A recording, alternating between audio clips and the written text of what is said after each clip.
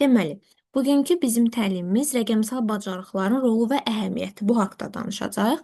Hansı ki, yəni rəqəmsal bacarıqlar nə deməkdir? Bizim həyatımızda rolu nədir? İstər iş həyatında, istər təhsil həyatında, karyera həyatında və yaxud da gündəlik həyatımızda bunlara hansı proqramlar daxildir? Nələr aiddir? Nə üçün istifadə olunur və s. Bu haqda danışacağıq. Qısa mühazirə kimi. Daha sonra bizə əsas lazım olan Office proqramları, Microsoft Office proqramları. Bu haqda sizə məlumat verəcəm ki, bunları bilməyiniz niyə vacibdir? Niyə sırf rəqəmsal bacarıqların ən öndə gedəni sırf məhz Office proqramlarıdır? Bu haqda danışacağıq. İlk öncə baxaq rəqəmsal bacarıqlar. Rəqəmsal bacarıqlar özü müasir dövrdə cəmiyyətin sosial, iqtisadi və mədəni inkişafında əsas rol oynayır. Bildiyimiz kimi, texnologiyanın sürətli inkişafı, insanların informasiya ilə işləmək, ünsiyyət qurmaq və gündəlik tapşırıqları yerinə yetirmək üsullarını dəyişib. Yəni ki, misal üçün, hər hansı bir tapşırığı yerinə yetirərkən və yaxud da ünsiyyət qurarkən biz bir neçə üsullardan, metodlardan istifadə edə bilərik. İstər sosial şəbəkələr olsun və yaxud da kontakt vasitəsilə və yaxud da hansısa bir tapşırığı yerinə yetirəndə xüsusi proqramlar vasitəsilə yerinə yetiririk. Bunların hər biri texnologiyaya aiddir, rəqəmsal bacarıqlara aiddir, rəqəmsal üsullara aiddir. Bu bacarıqlar həm şəxsi inkişaf üçün, həm də peşəkar fəaliyyət üçün zəruridir. Biz dedik ki, baxacağıq iş həyatında rolu nədir, təhsil həyatında və gündəlik həyatımızda. Qısa onlar haqqında danışaq. İş həyatımızda rəqəmsal bacarıqların rolu nədən ibarətdir? İlk öncə səmərəlilik. Yəni, rəqəmsal alətlər iş proseslərinin avtomatlaşdırılmasına, vaxtın qənaətinə və məhsuldarlığın artmasına köməklik edir. Misal üçün, hər hansı bir prosesi yerinə yetirərkən biz texnologiyalardan istifadə etsək, daha qısa müddət ərzində nəticə almış olarıq. Və yaxud da hər hansı bir hesablama əməliyyatı apardıqda, bunu hər hansı bir proqram vasitəsilə aparsaq, bunun özü də vaxta qənaətdir, səmərəlilikdir. Həmçinin iş həyatımızda kommunikasiya rolu var. Yəni, misal üçün, onlayn görüş platformalarıdır, e-maildir, daha çox bunlardan istifadə edirik biz. Hər hansı bir iclas keçirərkən tutaq ki, tətil vaxtına düşür, bayram vaxtına düşür və yaxud da müxtəlif regionlardan kimlərsə qoşulmalıdır. Təbii ki, onların yol qət etmələri həm vaxt cəhətdən, həm xərc cəhətdən problem yarada bilər.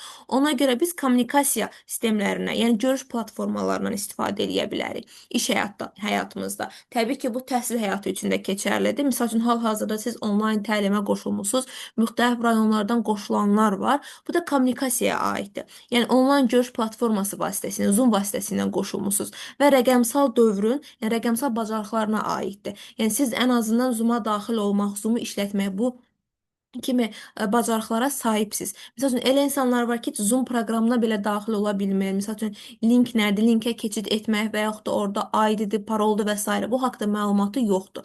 Yəni, bunların hamısı rəqəmsal bacarıqlara aiddir. Təbii ki, yəni, bunlar haqda bilməliyik müasir dövr üçün. Sonra iş həyatında analitika və qərar vermə üçün istifadə olunur. Yəni, misal üçün, Excel proqramıdır, Power-dir, BI-dir və yaxud da digər proqramlar vasitəsilə biz məlumatların təhlilini, qərar vermə prosesini daha da asanlaşdıra bilərik, təkmilləşdirə bilərik. Həmçinin karyera imkanı. Çünki hal-hazırda bilirik ki, texnologiyanın yəni inkişaf etdiyi bir dövrdə yaşayırıq. Rəqəmsal savadlıq əmək bazarında rəqabət qabiliyyətini artırır. Yəni, siz nə qədər rəqəmsal bacarıqlara sahib olsanız, rəqəmsal savadlığa sahib olsanız, bir o qədər işdə daha öndə olarsınız. Bunların hər biri iş həyatımızda roluna danışır. Yəni, vaxta qənaət etmək üçün, əlaqə yaratmaq üçün, tez qərar vermək, həmçinin də karyerada daha yüksək vəzifəyə qalxmaq üçün bu rəqəmsal bacarıqlara sahib olmalıyıq. İndi bundan sonraki hissədə mən artıq ikinci hissədə qeyd edəcəm sizə hansı proqramlardır bunlar, onlar haqqında ətraflı danışacağıq. İndi sadəcə ümumi məlumat verirəm. Sonra təhsildə rolu. Bayaq kommunikasiyadan danışdıq iş həyatında. Hansı ki, dedik ki, Zoom vasitəsilə qoşulmaqda, onlayn görüş platforması və s. Eyni şey təhsilə də aiddir. Yəni, onlayn təhsil üçün vacibdir rəqəmsal bacarıqlara sahib olmağımız. Misal üçün, onlayn təhsilində indi biraz kənarda olsa qeyd edeyim, iki forması var. Sinxron və asinxron. Misal üçün, sinxron siz hal-hazırda Zoom-a qoşulmusunuz. Mən, misal üçün, tələffüz eləyirəm, keçirəm, izah edirəm. Siz onu eyni zamanda dinləyirsiniz. Yəni, ikimiz də eyni vaxtda qoşulmuşuq hər birimiz. Bu sinxrondur. Bir də var asinxron dərs, qeydə alınmış dərs. Misal üçün, siz hər hansı bir kurs era olsun, olsun və yaxud da başqa xarici saytlar olsun, proqramlar olsun, onlar vasitəsilə qeydiyyatdan keçirsiniz, dərsləri alırsınız, amma hazır video şəklində. Yəni o videoya istədiyiniz vaxt baxırsınız, sonra tapşırıqları yerinə yetirirsiniz və sonunda imtahan prosesi olur onlayn şəkildə. Həmin imtahandan keçirsiniz, uğurla keçdiyiniz zaman sizə sertifikat verilir. Burada yəni müəllimin rolu nədir? Müəllim əvvəlcədən dərsi zaps edir. Yazılı formaya salır, tapşırıqlar falan hər birini edir. Daha sonra onları sizlə paylaşır.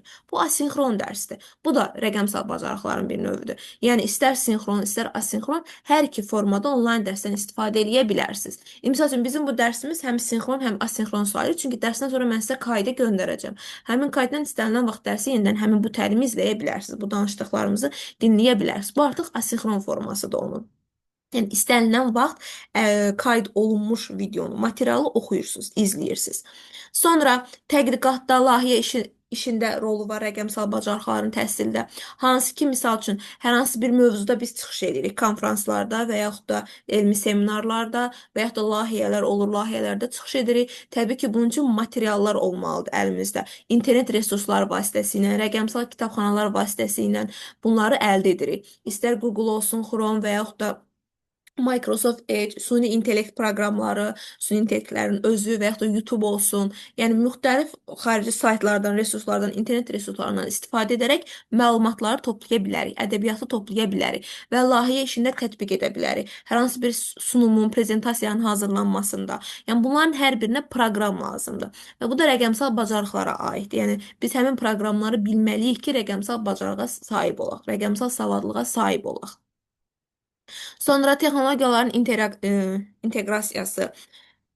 Yəni müəllimlər dərslərdə interaktiv təqdimatlar göstərmək üçün, slaydlar göstərmək üçün, dərsi daha maraqlı şəkildə salmaq üçün müxtəlif proqramlardan istifadə edir. Canva olsun, PowerPoint olsun və yaxud da süni intellektlərdən istifadə edərək hər hansı bir dərsə, mövzuya uyğun prezentasiya hazırlasın.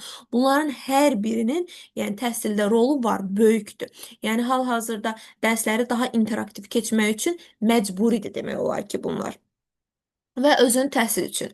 Yəni, hər hansı bir proqram marağınız var, deyək ki, psixologiya elminə, bunu öyrənmək istəyirsiniz. Məcbur deyil ki, gedib təzədən imtahan verib ali məktəbə qəbul olasınız və yaxud da kursa yazılasınız. Yəni, internetdən öyrənə bilərsiniz. Bayaq da qeyd etdiyim kimi, onlayn təhsil platformalarından, ya sinxron, asinxron fərqi yoxdur və yaxud da özünüz öz fərdi imkanlarınızı nəzərə alaraq o şəkildə məlumat əldə edib öyrənməyiniz mümkündür. Bunların hər biri rəqəmsal bacarıqlara, rəqəmsal savadlığa aiddir.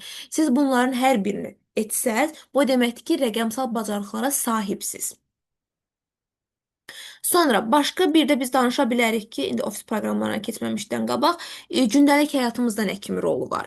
Bu rəqəmsal bacarıqların. Misal üçün kommunikasiyada yenə kommunikasiya biz bayaq qeyd etdik, təhsildə də rolu var, iş həyatımızda da rolu var, gündəlik həyatımızda da. Çünki misal üçün gündəlik kimləsə WhatsApp-dan danışırsınız, Telegram-dan danışırsınız. Bu kommunikasiyadır. Bunun özü də texnologiyadır. Yəni rəqəmsal dünyaya aiddir. Həmçinin məlumatları əldə etmək. Hər hansı bir şey sizi maraqlandırır, Google-da axtarışa verirsiniz, o haqqda məlumat tapırsınız və yaxud da süni intellektdə, misal üçün hal-hazırda dünyada məşhur olan ChatGPT və yaxud da Gemini proqramı. Hansı ki, orada siz istənilən sualın cavabını əldə edə bilərsiniz qısa müddət ərzində. Bunların hər biri rəqəmsal dünyada rəqəmsal savadlığa gətirib çıxarır. Sonra əyləncə və istirahət üçün istifadə edə bilərsiniz rəqəmsal platformalardan. Məsəl üçün YouTube-dur, Spotify-dir və yaxud da Netflix-dir və s. Bunlar da hər biri texnologiyadır. Texnologiyaların inkişafı nəticəsində əldə olunub. Sonra maliyyə əməliyyatlarını keçirə bilərsiniz, hansı ki, rəqəmsal ödənişlər, tutaq ki, bir kart vasitəsilə və yaxud da telefonda da müxtəlif indi bankların sistemləri var, proqramları var. Onlar vasitəsilə asanlıqla tutaq ki, kommunal ödənişidir, internet ödənişi və s. Bir sıra ödənişlər var ki, onları yerinə yetirə bilirsiniz. Əslində bunların hər biri rəqəmsal bacarıqlar sayılır. İndi cüzi miqdarda, məsəl üçün, yeni nəsil demək olar ki, bunların əksəriyyətini bilir.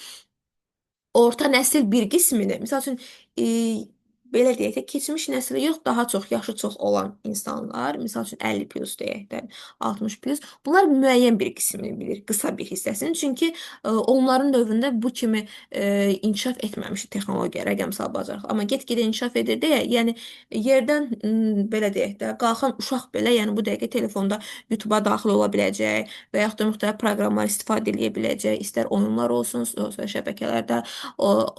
şəbəkələr olsun və yaxud da süni intellekt olsun. Yəni, hal-hazırda dövr o dövr, texnologiya dövrüdür. Rəqəmsal bacarıqların inkişaf etdiyi dövrdür. Yəni, hər birimiz də rəqəmsal bacarıqlara sahibik. Amma baxır kim hansı səviyyədə. Çalışmaq lazımdır ki, dövrə uyğun, hal-hazırki dövrə uyğun rəqəmsal bacarığımızı artıraq ki, həm iş həyatımızda, həm öz həyatımızda, karyera həyatımızda, istər təhsil həyatı olsun, daha öndə olaq. Bunun üçün də ən çox istifadə olunan ofis proqramlarıdır. Baxın, mən bayaq burada qeyd etdim ki, istər iş həyatında, təhsil həyatında gördünüz ki, kommunikasiyadan çox danışdıq, hansı ki, əlaqə. Buna onlayn dərsləri misal göstərdik. İstər iş həyatımızda misal üçün onlayn iclaslar olsun və s. konfranslar olsun, biz onu Zoom proqramı vasitəsilə qoşuluq və ya da Google Meet ilə qoşuluruq. Bu nədir? Onlayn platformadır. Dərs üçün də bunu istifadə edə bilərik. Və yaxud da tutaq ki, hər hansı bir özümüz dostlar arasında, xarici ölkədə yaşayan qohumlar arasında Skype ilə danışırıq. Bunu da yəni onlayn platformaya aid eləmək olar. Bir də ofis proqramları. Yəni həm onlayn platforma, həm ofis proqramları. Ofis proqramlarda həm gündəlik həyatda, həm iş həyatımızda, həm təhsil həyatımızda rolu böyükdür. Yəni siz mütləq və mütləq ofis proqramlarını bilməlisiniz. Ofis proqramlarının sayı çoxdur. Ondan çox ofis proqramı var. Excel olsun, Word olsun, PowerPoint, Access proqramı, Outlook və s. çoxdur. Amma sırf 3 əsas ofis proqramı var ki, bəzən Access də sayırıq, 4 sayırıq. Onları mütləq bilməlisiniz ki, iş həyatında öndə olasınız və yaxud da öz imkanlarınız üçün istifadə edə bilərsiniz, öz karyeranız üçün istifadə edə bilərsiniz, təhsiliniz üçün istifadə edə bilərsiniz. İndi İndi biz danışaq ofis proqramlarını bilmək nə üçün vacibdir? Bu proqramlar hansılardır? Hansı məqsədlər üçün istifadə olunur? Əsas üstünlükləri və bu ofis proqramları kursu haqqında ümumi məlumat və tədris proqramımız. Bu haqqda danışacağıq. İlk öncə, baxaq ofis proqramları. Dedik ki, iş və təhsil həyatında geniş istifadə olunur, əvəz olunmazdır. Mütləq və mütləq ofis proqramlarını hər kəs bilməlidir. Məcbur deyil hər kəs ali səviyyədə bilsin. İndi hansı səviyyədə bilməlidir, onu qeyd edəcəm. Baxın, ən məşhur olan ofis proqramları bunlardır. Word, Excel, PowerPoint, Access, Outlook. Word sənədləri hazırlamaq üçündür, redaktə etmək üçündür, yəni yazı yazmaq belə deyək. Excel cədvəllərlə işləmək üçün, hesabat aparmaq üçün. PowerPoint təqdimat sunum hazırlamaq üçün. Access məlumatlar bazasıdır. Bütün məlumatları orada qeyd edirik. Bir növ belə deyim də, məsəl üçün şirkətlərdə filan olur da, universitetlərdə, özəl dövlət müəssisələrində papkalar olur, göy papkalar, yəqin ki bilirsiniz. Bütün məlumatlar orada yazılır. İşçinin haqqında məlumat, iş prosesi haqqında və yaxud da maaş olsun, əmək haqqı olsun və s. Amma biz onu o kağıza yazmaqdansa Access üzərində məlumatları qeyd edirik ki, daim bazada qalsın. İstədiyimiz vaxtda Access-dən digər proqramlara keçid edirik. Məsəl üçün Excel-ə və yaxud da Word-ə həmin məlumatlar üzərində kiçik dəyişikliklər etmək olar. Məsəl üçün başqa formaya salmaq olar. Bir də Outlook proqramı. Bu da bir növ Gmail kimi, yəni məktublaşma. Hər hansı bir məktubların göndərilməsi, qəbul edilməsi, eyni anda bir neçə nəfərə göndərmək, istər dəvətnamə formasında olsun, çağırış formasında olsun, elan formasında olsun, fərqi yoxdur. Yəni, bir növ mail, yəni Gmailin daha genişlənmiş formasıdır. Amma bizə ən çox lazım olan iş müəssisələrinə getdikdə əsas baxın ilk üçü lazımdır. İndi hər biri haqqında ayrı-ayrı məlumat verəcəm sizə. Birinci baxaq Word proqramı. Bunun istifadə məqsədi nədir? Ümumiyyətlə, Word proqramı mətnlərin hazırlanması, redaksiyası və çapı üçün istifadə olunur. Biz bura nə aid edə bilərik? Misal üçün, hər hansı bir, deyək ki, tələbəsiz, sərbəst iş verilir. Təbii ki, birinci Word-də məlumatlar yığıb toplamalısınız da. Mütləq, yəni sənədləri, daha doğrusu məlumatı axtarışa verirsiniz, axtarırsınız, məlumatları kopyalayırsınız və yaxud da özünüz yazırsınız, kitablardan istifadə edirsiniz, fərqi yoxdur. Onu biz Word sənədinə əlavə edirik, Word formatında. Və onu sonra üzərində istədiyimiz dəyişikliyi eləyə bilərik, çapa verə bilərik və yaxud da özümüz orada əlavələr yaza bilərik, lazımsız hissələri çıxara bilərik. Bir növ sənəd. Ümumiyyətlə, Word-də də sənəd dokument adlanır. Yəni, dokument sənəd deməkdir Word-də. Məsəl üçün, Excel-də başqa format ad veririk, PowerPoint-də başqa format. İndi hər birinə öz proqram izah eləyəndə deyəcəm ki, yəni qarışıq salmayın. Word-də sənəd dokument adlanır. Və Biz Word proqramında nəsə hazırladıqda, tutaq ki, ərizə forması hazırlayırıq. Tərcüməyi hal, xasiyyətnamə və yaxud da hər hansı bir müəssisədə bizə tapşırıq verilir ki, bunun aktını yaz, protokolunu yaz. Yəni hər biri Word proqramında olur. Bizə yazı deyirlərsə, nəsə yazmalıyıqsa, mütləq ağla ilk Word proqramı gəlir. Cədvəl də ola bilər. Məsəl üçün yazının içərisində cədvəl də var. Bu da ola bilər. Amma orada seçim edirik. Cədvəl necə cədvəldir? Bunu Word proqramında qurmalıyıq, yoxsa Excel-də? Orada ümumi məzmuna baxırıq. Əgər bizə verilən sənəddə, sənəd növündə baxırıq ki, orada əsas məzmun yazıdır. Nəsə haqqında məlumat yazılıb, sadəcə bir cədvəl var. Bunu daha çox Word-də istifadə edirik, Word-də qururuq. Cədvəldə hesabat varsa, hesablama varsa, yəni avtomatik hesablama, sadə hesablama demirəm. Biz maaşa aid olsun, faizə aid olsun, və yaxud da vergiyə aid olsun hesablama, mühasib tipli. Bu zaman biz bunu Excel-də hazırlayırıq. İndi Excel-də də ətraflı deyəcəm. Orada hansı tip cədvəlləri hazırlamaq olar. Sonra nə isə çap edirik. Yəni Word proqramında. Çapı əslində təkcə Word yox, digər proqramlarda da bütün səhvləri çap etmək olar. Sadəcə biz daha çox Word-dən edirik. Çünki nə isə çap ediriksə, birinci onu hazırlamalıyıq, sənəd formasına salmalıyıq. Bunu Word-də yerinə yetiririk. Həmçinin redaktə. Nəsə bizə məlumat atıblar. Deyək ki, ərizə forması deyirlər ki, bunu redaktə elə. Təbii ki, biz bunu Word-ə salmalıyıq. Çünki ərizə sənəddir, Word sənədidir, dokumentdir. Onu əgər PDF formasındadırsa, Word-ə salırıq, üzərində dəyişiklik eləyib, daha sonra istədiyimiz formaya salıb kiməsə göndərə bilərik. Redaktə dəyişiklik deməkdir. Məsəl üçün, bura hər hansı bir sözün silinməsi və yaxud da əlavə olunması, nəyinsə rənginin formatının dəyişməsi bunlar aiddir. Redaktə budur. Sonra PDF-ə çevirmə. İstənilən sənədi PDF-ə çevirə bilərik. İstər Word olsun, istər digər sənədlər olsun, fərqi yoxdur. Yəni yaddaşda saxlayanda PDF tipli saxlayırıq və PDF tipli olanda onun üzərində dəyişiklik eləmək olmur. Əgər Word-də mən bir dənə ərizə yazıramsa, onu sonra dəyişiklik eləyə bilərəm. Amma onu mən PDF-ə saldımsa, həmin PDF-in üzərinə dəyişiklik eləyə bilmərəm. Təzədən gərək Word halına salım. Yəni bir-birinin arasında da keçid var. Sonra bu proqram kimə lazımdır? Baxın, hər kəsə bir mənalı işləyən, işləməyən hər kəsə Word proqramı lazımdır. Elə bir iş yoxdur ki, siz orada Word proqramını bilməyəsiniz, amma işləyəsiniz. Yəni qəbul olunmur. İşə daxil olduqda mütləq sizdən Word proqramı istəyir. Təkcə Word yox, indi digərləri də var, onları da izah eləyəcəm. Mütləq bilməlisiniz. Müəllimlər bilməlidir, çünki material hazırlayır, konspekt hazırlayır, test hazırlayır, summativ və yaxud da sınaq imtahanı olsun, hamısı Word-də hazırlanır. Tələbə bilməlidir, çünki sərbəst işlər var universitetdə. Həmçinin özü üçün yəni əlavə məlumatlar tapıb yerləşdirə bilər. Sonra ofis işçiləri 100%, yəni bunlar da həmçinin bilməlidir. Ofisdə bütün işlər Word proqramı vasitəsilə olur. Bütün sahələrdə, istər həkim olsun, müəllim olsun, polis olsun, nə olur olsun, Word proqramını bilməlidir, bir mənalı. İndi hal-hazırda məktəblərdə də artıq səhv eləmirəmsə keçirilir informatika dərsində. Məsələn, dövlət qulluğu olsun, magistri olsun və yaxud da müəllimlərin işə qəbulunda təbii ki, informatikaya aiddir. Hər birində Word-ə aid sual düşür. Sonra Excel. Excel də Word kimi hər kəsə lazımdır. Amma hə, bəzi müəssisələr var ki, o Excel tələb eləmir. Bu ola bilər. Yəni Word-ü 100% deməyim, milyon faiz bilməzsən, yəni onun başqa yolu yoxdur.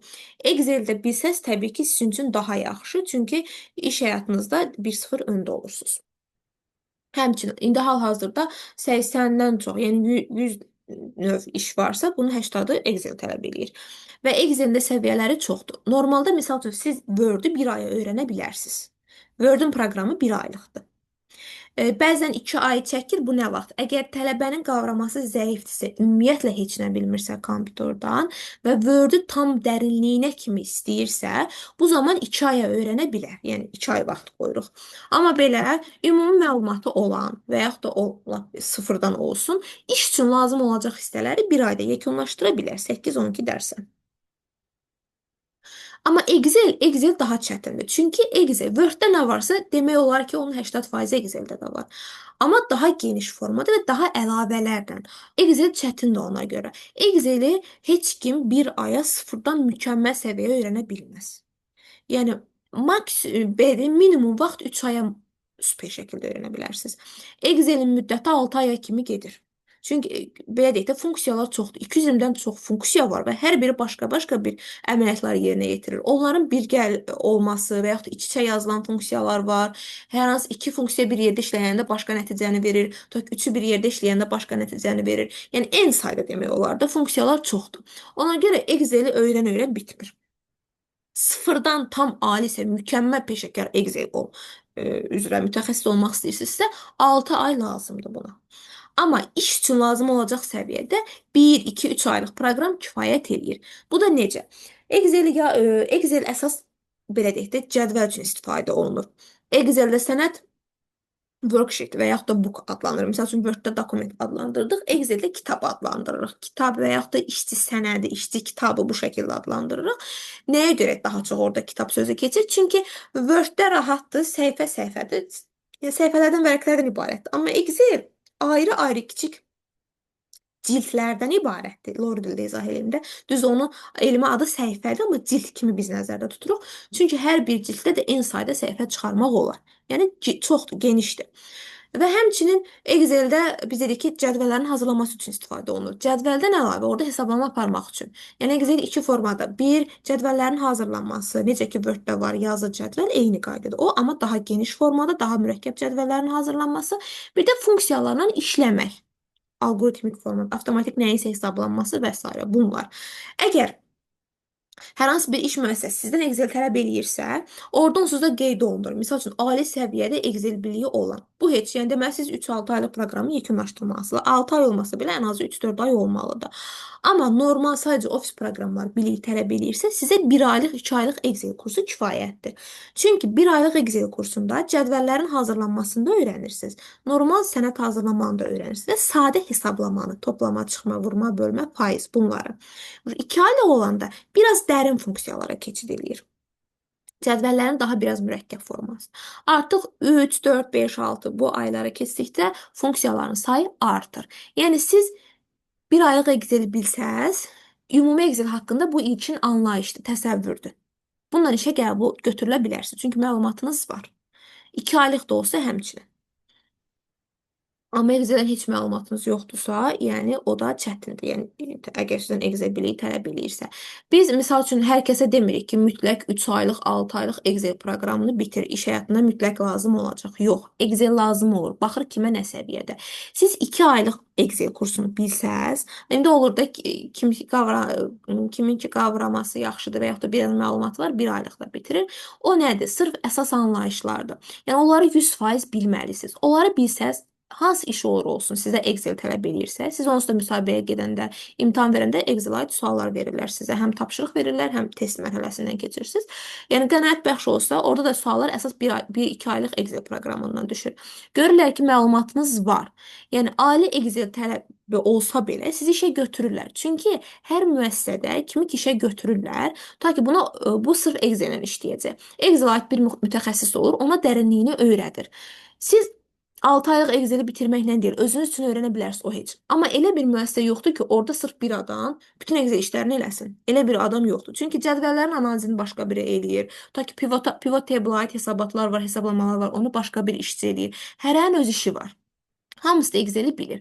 Amma hərə öz işinə uyğun daha dərin bilir. Siz ona görə 1 aylıq, 2 aylıq əsas Excel biliyi anlayışınız olmalıdır ki, orada sizi yönləndirəndə artıq sizin məlumatınız var. Asanlıqla qavraya biləcəksiniz, öyrənə biləcəksiniz. Bir var heç məlumatınız olmasın, o çətin olacaq. Birdən-birə sizə ali Excel-dən hər hansı bir mövzunu keçirlər. Amma siz 2 aylıq artıq o proqramı bilirsiniz. Excel-in əsas anlayışlarını, əsas funksiyalarını, cədvəl qurmaqdır, bəzi hesablamadır. Bunları bilirsinizsə, artıq belə deyək də, zənciriniz möhkəmdir, bazanız var. Ondan sonra kim nəyi desə Excel-dən artıq onu tez qavrayacaqsınız. Mən misal üçün tələbələrimə də deyirəm. Misal üçün deyirlər ki, filan iş yerdə ali Excel istəyirlər, 6 ay gəlim. Deyirəm pulunuzu boş-boşuna tökməyin. Yəni mənə daha yaxşı öyrədərəm. Amma ki, o 6 aylıq Excelin içində hər şey var. Halbuki sizə işdə onların hamısı lazım olmayacaq. 2 aylıq kursu bilin, sonra işə gedin. Onsuz da orada sizə öyrədəcəklər. Öyrətməsələr belə konkret əlinizə proqram verirlər ki, hə, get bu şeyləri öyrən. Onda gəlin 1 ay məşğul olun əlavə. Mühasibatlıqda da elədir. Mühasibatlıqla Excelin arasında da əlaqə var, çünki mühasiblərə də Exceli keçirlər. Sonra, burada başqa nə üçün istifadə olunur qeyd elədik. Həmçinin kimlərə lazımdır? Bu da hər kəsə, amma təbii ki, Word-dəki kimi deyil. Ən çox mühasiblərə lazım olur, maliyyə işi üzrə işləyənlərə, analitiklərdir, idarəçilərdir və s. rəhbərlərdir. Ən çox bunlara lazım olur ki, bütün məlumatların analizinə baxsın, onu sintez etsin. Sonra bir də PowerPoint proqramı. Bu nə üçün istifadə olunur? Təqdimatların hazırlanması, slaydların, sunumların hazırlanması. Bir də burada qısa bir şey deyim. Sunumla təqdimatın fərqi var. Təqdimat Azərbaycan dilindədir. Bir də presentation deyirik, prezentasiya. Bu da xarici dildə. Sadəcə biz belə deyək də, tələffüzdə prezentasiya deyirik, amma Azərbaycan dilində onun mənası təqdimatdır. Və bir də var slide. Slide da onun içərisində olan səhifələrdir. Məsəl üçün biz Word-də sənəddir, dokumentdir. İçində səhifələr var. Dokument və səhifə belə adlandırırıq. Sənəd və səhifə. PowerPoint-də təqdimatda ümumi adı, yəni prezentasiya, presentation, sunum, yəni hamısını deyə bilərsiniz. Bir də var slide. Slide onun içindəki vərəqlərdir. Məsəl üçün Excel dedik ki, book adlanır. Workbook və yaxud da book bu şəkildə. İçində də sheetlər var, sheet səhifə. Yəni hər birinin ümumi, belə deyim, görünüşü, sənədin adı və içərisindəki səhifənin adı fərqlidir. Bəzən bizə deyirlər ki, 5 slayddan ibarət sunum hazırla. Tələbə deyir ki, məndən 5 dənə prezentasiya istəyir. Yox. 5 slayd o deməkdir ki, yəni 5 dənə vərəqdən ibarət olsun, bir dənə təqdimat olsun. Məsəl üçün bizə bir prezentasiya deyilirsə, yəni bu bir dənə sənəddir. İçərisində bunun 5 dənə də slayd ola bilər, 10 dənə də, 15 dənə də o slayd vərəqin adıdır. Yəni bunu qarışdırmayaq. Bunu çox adam qarışdırır. Məsəl üçün deyirlər ki, bir dənə slayd hazırla gətir. Bunun deyilişi belə səhvdir. Əslində bir dənə slayd, yəni bir dənə vərəqdən ibarət olan prezentasiya deməkdir. Onu qarışdırmayaq. Və PowerPoint-də əsas yəni nədən istifadə edirik? Şəkillər yerləşdiririk, yazıların ölçüsü, bunlara fikir veririk. İndi bunların təbii ki, dərs müddəti ərzində bunlar keçirilir. Hər birinin qaydası var. Məsəl üçün, konfranslar üçün PowerPoint-i başqa formada hazırlayırıq, müəllimlər başqa formada hazırlayır, tələbələr başqa formada, layihələr üçün başqa formada olur, şirkətlər üçün başqa formada, yəni hər birinin özünə məxsus forması var. Onlara diqqət eləməliyik. Hazırlayanda mütləq animasiyalardan, şəkillərdən, mətnlərdən, ən çox da şəkillərdən, videolardan, animasiyalardan istifadə edirik. Mövzuya uyğun şəkillərin axtarışı, yəni bu bacarıqları biz gücləndirməliyik. Nə üçün dedik, nə üçün istifadə olunur? Kimlərə lazımdır bəs? Kimlər üçün istifadə olunur? Tələbəyə lazımdır, çünki sərbəst iş hazırlayır, yəni təqdimatlar olur. Həmçində tələbələrdə yaradıcılıq qabiliyyətini, axtarış qabiliyyətini gücləndirir. Ona görə mütləq, yəni universitetdə bu dəqiqə elə bir belə deyək də, fakültə yoxdur ki, orada tələbəyə slayd verməsinlər. Verirlər. Çünki bəzən tələbəyə boş-boşuna gələ bilər. Bu əslində elə deyil. Onların yaradıcılıq qabiliyyətini inkişaf elətdirir, dizayn bacarığını inkişaf elətdirir. Get-gedə yavaş-yavaş belə deyək də öyrənirlər prezentasiya sunum hazırlamağı. Sonra müəllimlərə lazımdır, yəni dərsləri maraqlı keçmək üçün, interaktiv keçmək üçün mütləq prezentasiyadan istifadə edir sunumdan. Yəni bir var lövhədə yazsın, dərsi izah edəcək, vaxt gedir yazdıqca belə. Bir var hazır evdə hazırlasın prezentasiya şəklində. Ondan istifadə eləsin. Bütün işçilərə lazımdır. Mütəxəssislərdir, mühazirəçilərdir və yaxud da təqdimat hazırlamaq ehtiyacı olan hər kəs. PowerPoint digərlərindən biraz fərqlidir. Nə baxımdan? PowerPoint daha çox dizayn xarakterli gedir. Düzdür, iş müəssisəsində bizdən tələb eləyirlər. Amma Word qədər, Excel qədər yox. PowerPoint hansı işdə lazımdır? Bəzi iş yerləri var ki, sırf bizdən PowerPoint istəyir. Çünki siz PowerPoint işləməyi bilirsinizsə, deməli Word-də də bilirsiniz. PowerPoint-dəki əmrlər, yazıdır, şəkildir, bunların stilləridir, Word-lə eynidir. Word-dən daha geniş formadır. Ona görə sizdən PowerPoint bilirsəm, soruşanda artıq sual vermirlər, Word-ü də bilirsənmi? Çünki Word-dən sonra əgər Word-ü bilirsənsə, daha sonra PowerPoint-i bilirsənsə, Word-ü 100% bilirsən. Və PowerPoint-də, məsələn, sırf onun işləri var. Hansı ki, bəzi şirkətlər var ki, sırf PowerPoint bilən bir mütəxəssis istəyir ki, yəni təqdimatını hazırlasın. Yəni gəliri də yüksək olur.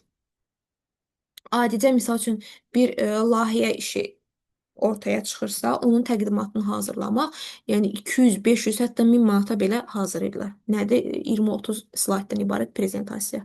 Çünki orada belə dərinlik çoxdur PowerPoint-də də. Düzdür, bəzən PowerPoint-in müddəti əslində bir aydır, o da Word kimi, hətta Word-dən daha az müddət. Sadəcə bu əsas hissədir. Excel kimi əsas anlayışlardır. Amma daha dərin istəyirsinizsə, təbii ki, hər tərəfli, %100 belə sırf şirkətlərə uyğun təqdimat sunumu hazırlamaq. Bu da 2 ay çəkir. Düzdür, Excel kimi 6 ay deyil, yəni 2 aya bitirmək olur. Burada əsas bizdə biraz dizayn bacarığı da olmalıdır. Və bundan əlavə bayaq da qeyd etdiyim kimi konfransdır və yaxud da sərbəst işdir, layihə işidir və s. iclaslarda hər birində təqdimatın hazırlanma qaydası fərqlidir. Bunları bilməliyik, araşdırmalıyıq.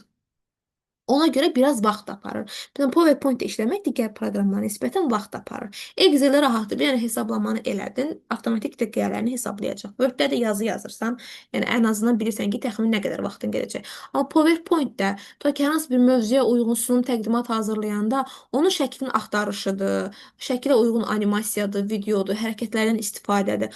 Hamısı vaxt alır. Hamısını tətbiq eləyirik ki, görək hansı yaxşı alınır. Ona görə çox müddət lazım olur. Bəzən adamlara sadə gəlir ki, PowerPoint-də nədir ki, sunum hazırlayır, təqdimat hazırlayır. Düzdür, rahatdır, asandır, amma belə deyim də, əsas anlayış səviyyəsində, aşağı səviyyədə hə.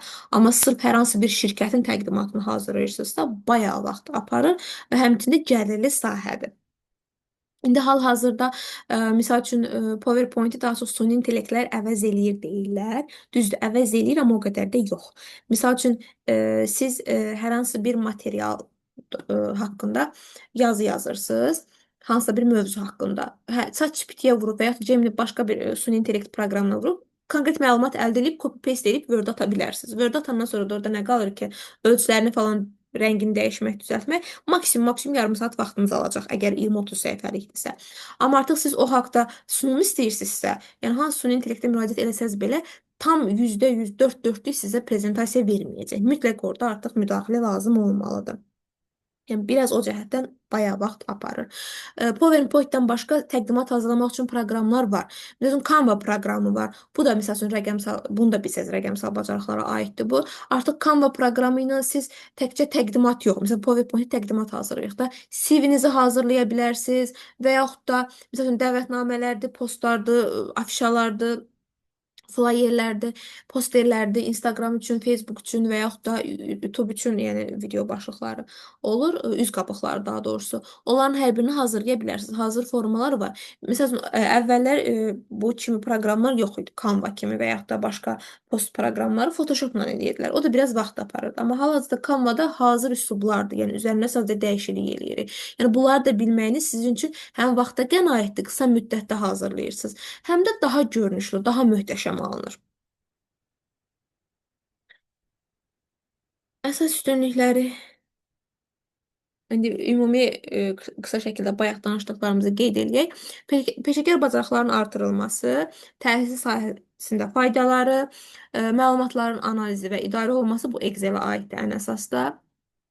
Təqdimat bacarıqlarının inkişafı, PowerPoint-də dedik, vaxtın idarə edilməsi, bu da bütün demək olar ki, hər birinə aiddir, ən çox da Excel-də. Çünki misal üçün biz nəsə maaş hesablayanda hamının ayrı-ayrı maaşını hesablamalıyıq da, kimi vergiyə nə qədər çıxıldı, özünə nə qədər qaldı və s.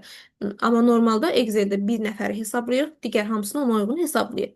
Yəni vaxta qənaət etmiş oluruq. Bir daha kalkulyatorla özümüz hesablamırıq ki, 20 dənə işçi var, hər birinə də bir 2-3 dəqiqə vaxt ayıraq çox gedir. Amma Excel-də saniyələr içərisində hamısının cavabı çıxır. Yəni vaxta qənaət budur. İş mühitində komanda işinin asanlaşdırılması, karyera inkişafı və ümumi məhsuldarlığı artırılması. İndi bayaq ümumi sizə danışdım ki, necə istifadə eləyirik. Əslində Zoom-un vaxtına az qalıb. İkinci hissədə bu haqda danışarıq. Tədris proqramı haqqında, hər proqramın ayrı-ayrı keçirilmə üsulları haqqında. Bura kimi kiminsə nəsə sualı varsa, buyursun. İndi ikinci hissədə də digər tədris proqramı haqqında sizə məlumat verəcəm. Sualları alaq zəhmət olmasa. Yəni mesaj bölməsinə də yaza bilərsiniz, belə səsləndirib də verə bilərsiniz. Kimin nə sualı varsa buyursun.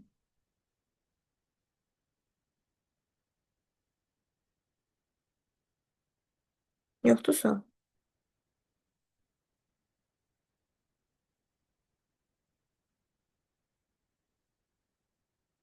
Heç kim sual vermək istəmir deyəsən. Tamam o zaman. Çox sağ olun. Siz sağ olun. İnşallah ikinci hissədə ümumi proqramlar haqqında məlumat verəcəm. Çünki şəxsdə çox yazmışlar, müraciətlər çoxdur ki, dərslər necə keçirilir, hansı formada, hansı proqramda nələr öyrədilir. Onlar haqqında məlumat verəcəm. Canvasda PowerPoint 2 slayd yığmaq olur. Olur, bəli.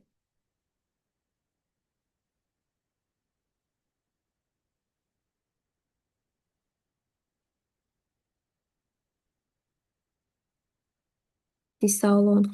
İnşallah bir də 10 dəqiqəlik fasilə verək, çünki Zoom-un vaxtı limitlidir. 10 dəqiqə sonra eyni linkdən qoşulun.